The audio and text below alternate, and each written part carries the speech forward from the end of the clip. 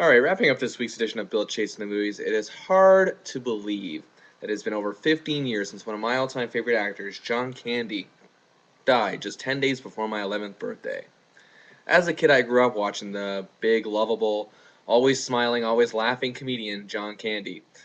Now, John, of course, was a Canadian-born actor who got his big break in the Second City troupe and became one of the most famous actors of his time. And the thing that was so appealing about John Candy is that, yeah, he was a bigger guy, but he had this sort of delightfulness to him that you just couldn't help but love the guy, no matter how good or how not so good some of his movies might have been. He of course got famous in Canada on Second City Television, a very popular TV show which aired for 5 seasons. But then, of course, he started taking on roles in movies, with little roles in films such as 1941.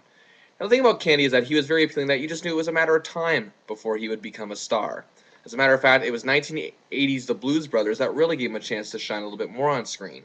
In 1981, he had a great role in the Bill Murray film Stripes, in which he was very funny as just your typical dim-witted, overweight, but still overall nice guy. And John Candy, though, took that one-dimensional element and always turned it into something special. And that is what I miss about the man. You don't get that even with someone even as good as Kevin James can be. You're still missing that element, and that's an element that Chris Farley didn't ever bring, or even John Belushi. As good as they were in their own ways, Candy stood out above them, in my opinion, because he was also a good actor. He doesn't get enough recognition for his acting abilities, if you will. Now, for example, it was his 1987 role in Planes, Trains, and Automobiles that really made people start to take him a little more seriously as a performer. That he did, of course, this movie, big hit movie with Steve Martin. Now, Candy is pretty much using, I'd say, some of his real personality traits to really make a lot of his roles work. Now, I'm getting a little ahead of myself here.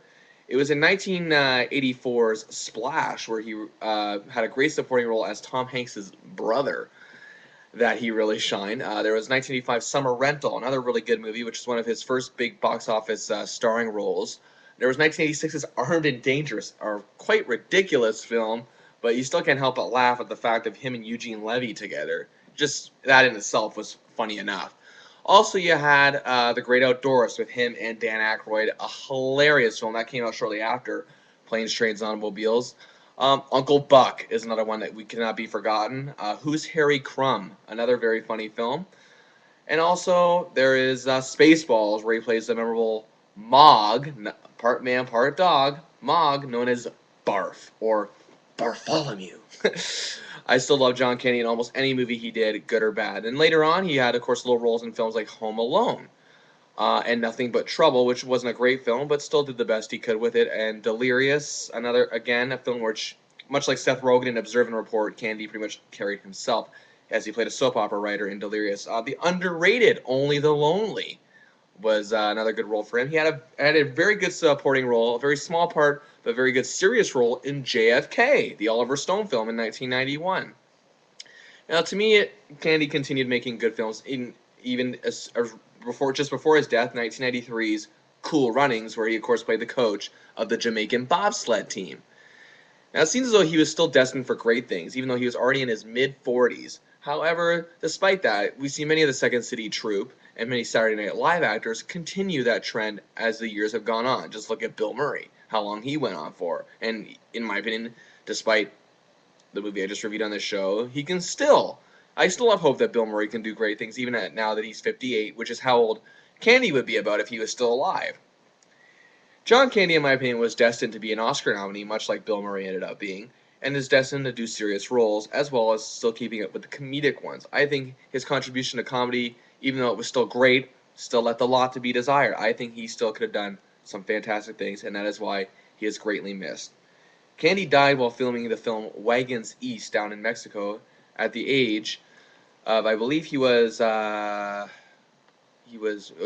43 going on 44. I always think he's 44. He was 44 when he died. Um, and to me, it just was, as a young kid, he was the first actor I really looked up to, and it was just very heartbreaking. Even me, barely 11 years old yet, it was still hard to comprehend that a guy who I enjoyed watching my whole childhood, right up until his death, was gone. Sadly, Wagons East was not a good film at all, and it wasn't Candy's fault. He was still doing everything he could with the role, much like he did in every movie he did. Um, but in 1995, a film that was actually filmed before Wagons East finally came out called Canadian Bacon. It was largely panned by critics, but I liked it. I liked the underlying message they were trying to send in it. I think it was a very underrated film, and I think he was tremendous in it. I think Candy really showed promise as being a more respected actor. I don't think he should just be looked at as just a comedian, which he was a very good one. Any of those following movies I named are pretty much available on DVD, or you can find them pretty much anywhere. So I suggest you seek out a John Candy film because he just brings something special to the screen that many comedians did not. Just a natural charm that he brought to his characters. That's it for this week's edition of Bill Chasing the Movies. Thank you for joining me.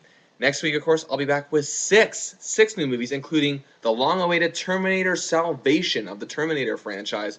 This one stars Christian Bale. Also, we got Night at the Museum 2, Battle of the Smithsonian, the follow-up to the hit film starring Ben Stiller. And we got the new Wayans Brothers spoof called Dance Flick. Also, we have Management, an odd romantic comedy with Steve Zahn and Jennifer Aniston. Little Ashes, starring Twilight's Robert Pattinson. And The Merry Gentleman, starring the original, well, not the original, but one of the earlier Batmans, Michael Keaton. That's next week, and thank you for joining me here again on Bill Chasing the Movies. I am Bill Chase saying, until next week, I will be at the movies. Goodbye, everybody.